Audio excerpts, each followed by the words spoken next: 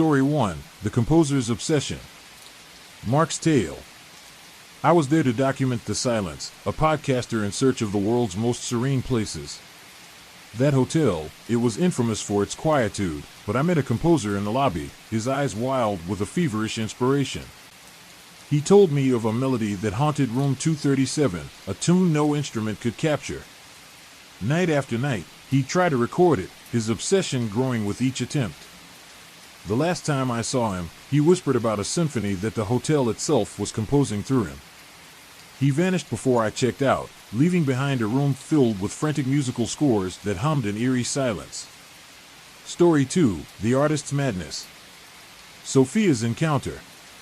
I checked into room 451 for its legendary sunrise, hoping to capture the light for my next exhibition.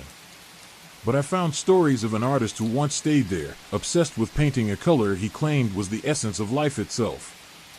Hotel staff found him staring at his canvas, a vibrant shade of something indescribable but alive, pulsating.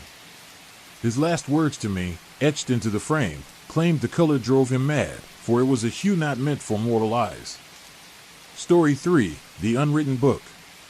Ethan's Experience. As an author searching for a spark, I was drawn to room 303 by tales of a novelist who met his muse in the very fabric of the walls.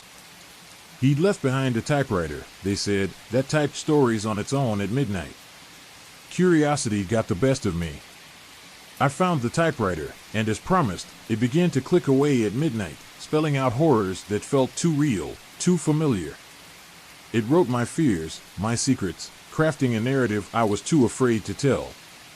When I tried to leave, the stories it typed became my reality, trapping me in a loop until dawn broke. Story 4, The Family Portrait. Laura's Recollection. Our family needed a getaway, a break from the city. The hotel offered a suite large enough for all of us, adorned with portraits of previous guests. But these weren't ordinary paintings, they seemed to live, whispering stories of their subjects. Each night, our dreams became their stories, revealing dark secrets and tragic ends. We woke exhausted, lives intertwined with strangers from the walls. Leaving felt like escaping, but those painted eyes, they followed us home, their whispers a constant background to our lives. Story 5, The Fear Collector. Daniel's Warning. I never believed in the power of fear until I met the hotel's concierge. He was an odd fellow, keen on knowing what scared us. I thought it was just quirky hospitality. But then, guests started experiencing their worst fears come to life.